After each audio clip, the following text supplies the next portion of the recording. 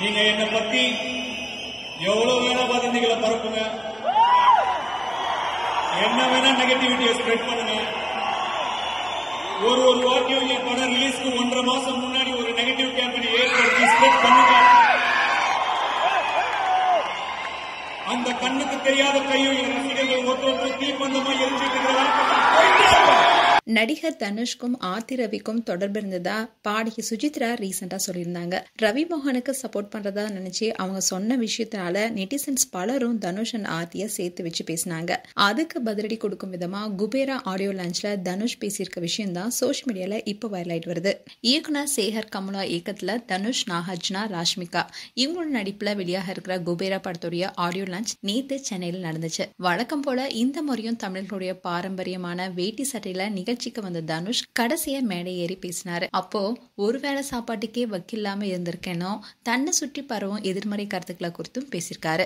ஆரம்பத்துல அப்பாவுடைய இயக்கத்துல கடந்த 2002ல வெளியான துள்ளுவதோ இடமை படத்தின் மூலமா தான் தமிழ் சினிமாவில இன்ட்ரோடியூஸ் ஆனாரு. அந்த படத்துக்கு செல்வராகவன் கதை எழுதியிருந்தாரு. அதுக்கப்புறமா தம்பி தனுஷை வச்சே காதல் கொண்டேன் படத்தை இயக்குனராக செல்வராகவன் அறிமுகமானாரு.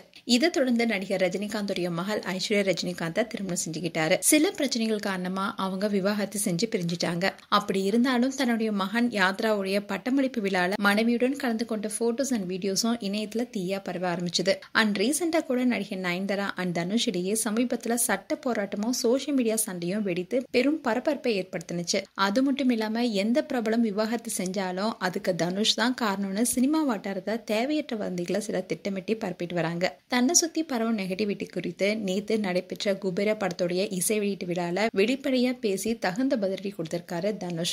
நீங்க என்ன பத்தி எவ்வளவு வேணா வதந்திகளை பரப்புங்க, என்ன வேணா நெகட்டிவிட்டியை ஸ்ப்ரெட் பண்ணுங்க. ஒரு வாக்கியம் என் படம் ரிலீஸ்க்கு 1.5 மாசம் முன்னாடி ஒரு நெகட்டிவ் கேம்பெயின் ஏற்படுத்தி ஸ்ப்ரெட் பண்ணுங்க. அந்த கண்ணுக்கு தெரியாத கையும் என் ரசிகர்கள் ஒருத்தர் தீப்பந்தமா எரிஞ்சிட்டு இருக்கிற கொஞ்சம் தள்ளி போய் விளையாடுங்க ராஜா. உள்ளாங்கட்டி சர்க்கஸ்லாம் வேணாம். இங்க இருக்கிறவங்க எல்லாம் என் ரசிகர்கள் மட்டும் கிடையாது, 23 வருஷமா என் கூடயே வந்த என் கம்பெனியன்ஸ், என்னுடைய வழித்துணை. நீங்க சும்மா ஒரு 4 வதந்தியை பரப்பி நீங்க காலி பண்ணிடணும்னு நினைச்சா அதை விட முட்டாள்தனம் எதுவுமே கிடையாது. ஒரு செங்கலை கூட ஆட்ட முடியாது. எண்ணம் போல் வாழ்க்கை.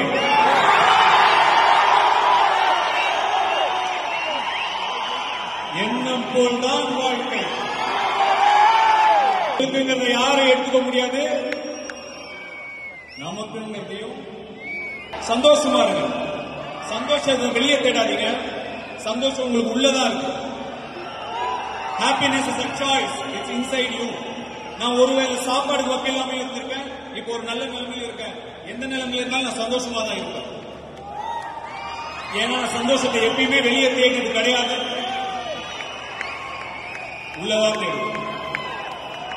சந்தோஷம் நிம்மதிக்கு மேல வாழ்க்கையில எதுவுமே முக்கியம் இல்லை. ரொம்ப கொடுத்து வச்சிருக்கணும். இவ்வளவு வருஷமா இவ்வளவு எல்லாரும் பேசும்போது அதை தாண்டி எனக்காக நீங்க எல்லாம் இருக்கீங்கல்ல.